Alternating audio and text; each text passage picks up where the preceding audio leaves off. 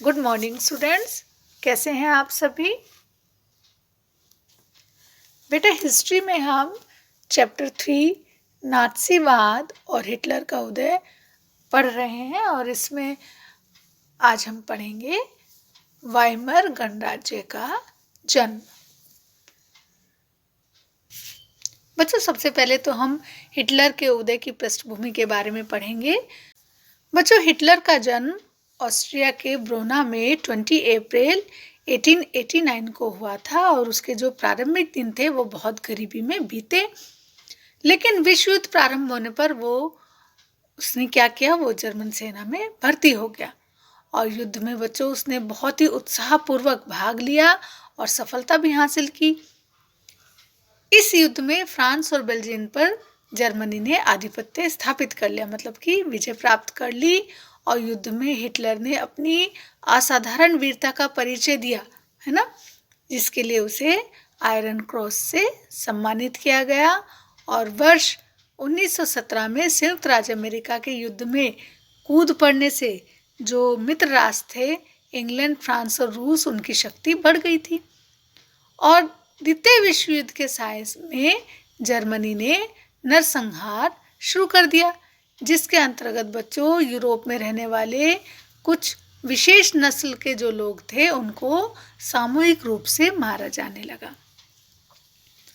अब बच्चों हम पढ़ते हैं वाइमर गणराज्य का जन्म।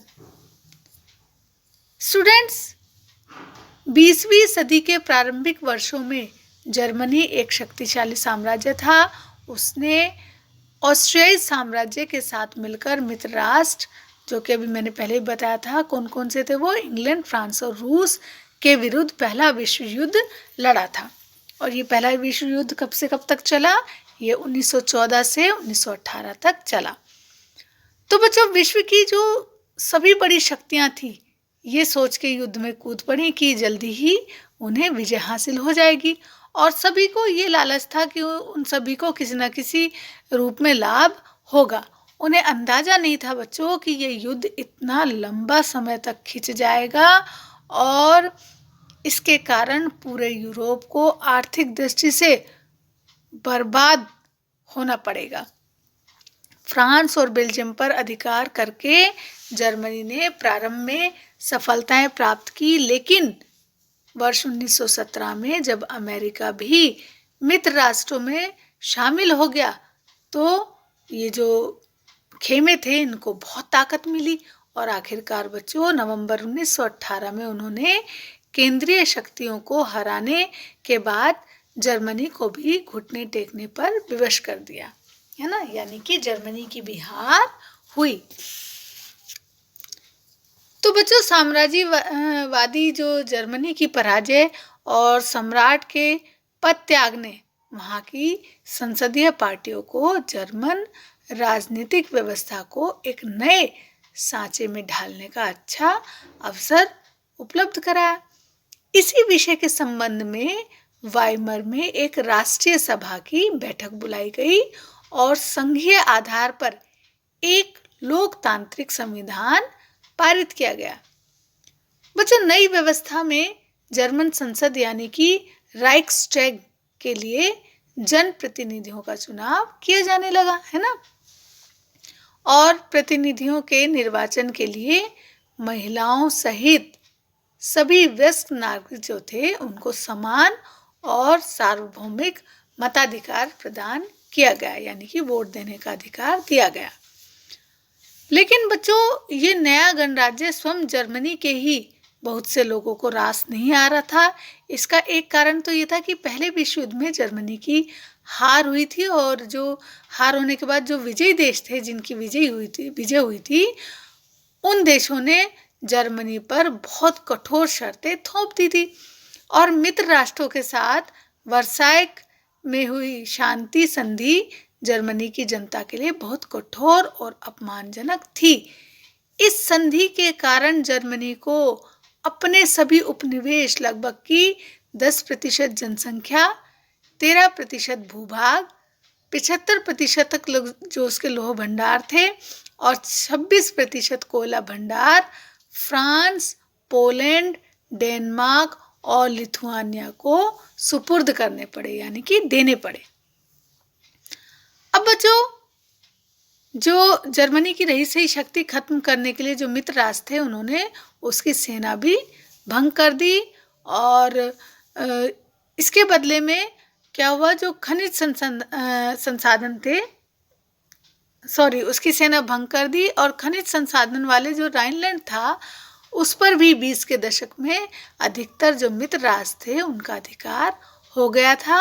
और बहुत से जर्मनों ने न केवल बच्चों इस हार के लिए, बल्कि वर्साय में हुए इस अपमान के लिए भी वाइमर गणराज्य को ही कसूरवार ठहराया। अब देखते हैं बच्चों, इस युद्ध का क्या असर हुआ। इस युद्ध ने पूरे महाद्वीप को मनोवैज्ञानिक और आर्थिक दोनों ही स्तरों पर बहुत ज़्यादा बच्चों प्रभावित किया। और यूरोप कल तक जो था वो ऋण देने वाला महाद्वीप कहलाता था, है ना, दूसरों को कर्ज देने वाला महाद्वीप कहलाता था, लेकिन युद्ध खत्म होते होते वो खुद कर्जदारों का महाद्वीप बन गया।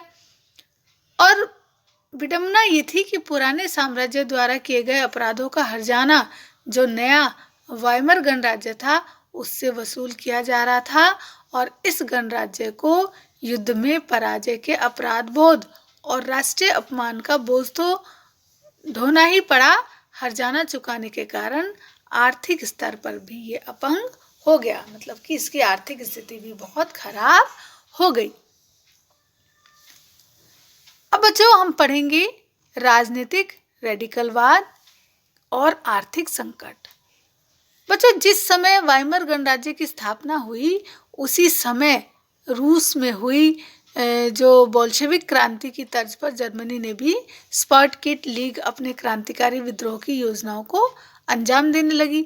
बहुत से शहरों में मजदूर और नाविकों की सोवियतें बनाई गईं।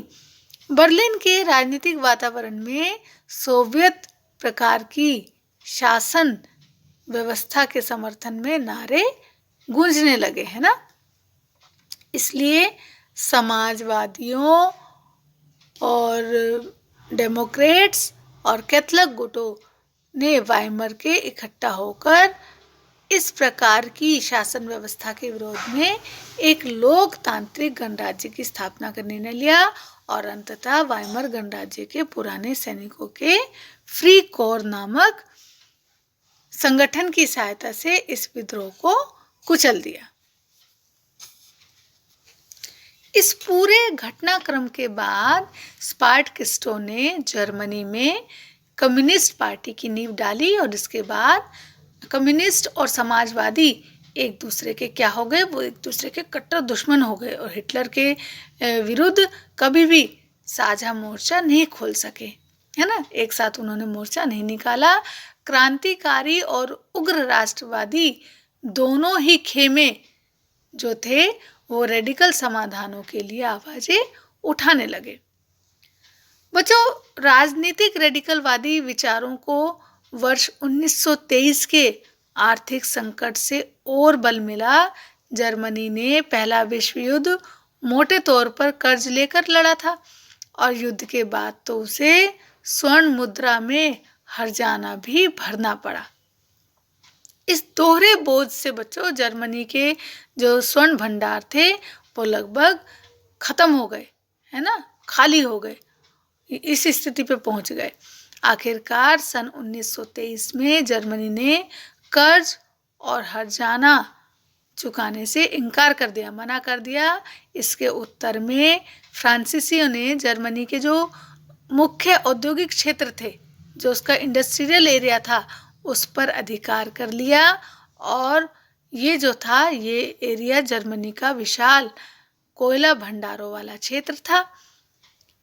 अब बच्चों, जर्मनी को इस स्थिति से बाहर से निकालने के लिए अमेरिकी सरकार ने हस्तक्षेप किया।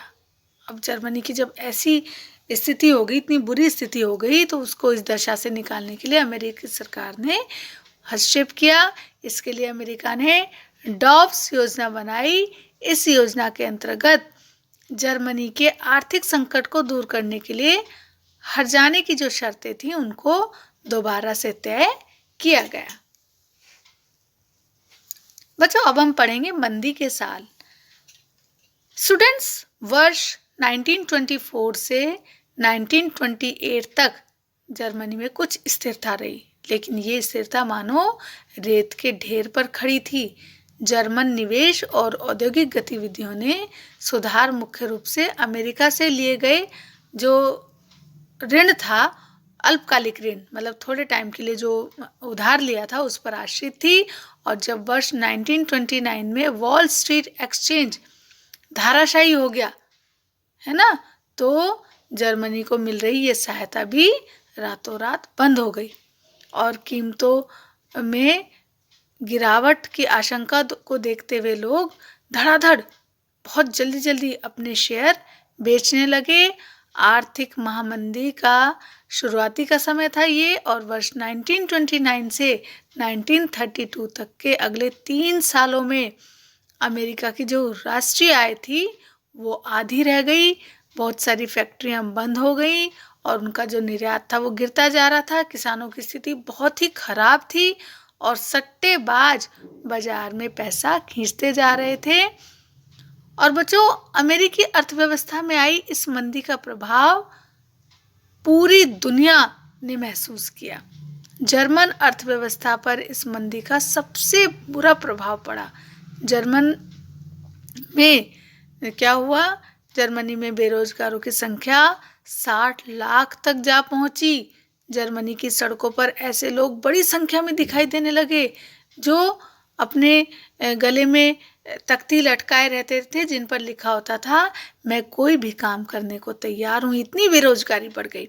बेरोजगार नौजवान या तो ताश खेलते हुए दिखते थे या फिर वो नुक्कड़ों पर झुंड लगाए रहते थे या फिर रोजगार दफ्तरों के बाहर बड़ी लंबी लंबी लाइन में खड़े रहते थे। बच्चों, चारों ओर गहरी निराशा का माहौल हो गया और कारोबार ठप हो जाने से छोटे मोटे जो व्यवसायी थे, वो स्वरोजगार में लगे लोग थे और खुदरा व्यापार थे, उनकी स्थिति और भी खराब हो गई, है ना। उन्हें डर लग रहा था कि यदि यही स्थिति रही तो वो एक दिन मजदूर बनकर रह जाएंगे या फिर हो सकता है उनके पास कोई रोजगार ही न रह जाए। स्टूडेंट्स, राजनीतिक स्तर पर वाइमर गणराज्य बड़े ही संकटमय दौर से गुजर रहा था। वाइमर संविधान में कुछ ऐसी कमियां थी जिनके कारण गणराज्य कभी भी अस्थिरता और तानाशाही का शिकार बन सकता था। इनमें से एक मुख्य कमी जो थी वो आनुपातिक प्रतिनिधित्व से संबंधित थी। इसके कारण किसी एक पार्टी को बहुमत मिलना असंभव बन गया था। हर बार गठबंधन वाली सरकार ही जो थी वो सत्ता में आ रही थी। दूसरी समस्या अनुच्छेद 48 के कारण थी, जिसमें राष्ट्रपति को आपातकाल लागू करने, नागरिक अधिकार रद्द करने और अध्यादेशों के द्वारा शासन चलाने का अधिकार दिया गया था। बच्चों, अपने छोटे से जीवन काल में वाइमर गणराज्य का शासन 20 मंत्रिमंडलों के हाथ में रहा और उसकी औसत अवधि 239 दिन से अधिक नहीं रही। इस दौरान अनुच्छेद 48 का भी जमकर प्रयोग किया गया, पर इन सभी उपायों के बावजूद जो संकट था वो दूर नहीं हो पाया और लोकतांत्रिक सांसदीय व्यवस्था में लोगों का विश्वास खत्म होने लगा, क्योंकि वो जो थी उनके लिए कोई उपयुक्त समाधान नहीं खोज पा रही थी। स्टूडेंट्स, आज हम इतना ही पढ़ेंगे और जब हमारा नेक्स्ट क्लास होगा तब हम हिटलर का उदय पढ़ेंगे। सभी बच्चे जितना हमने पढ़ाया है उसको रिवाइज करेंगे घर से, ठीक है बच्चों? तो चलिए बच्चों, फिर मिलते हैं नेक्स्ट क्लास में। तब तक के लिए बाय बाय।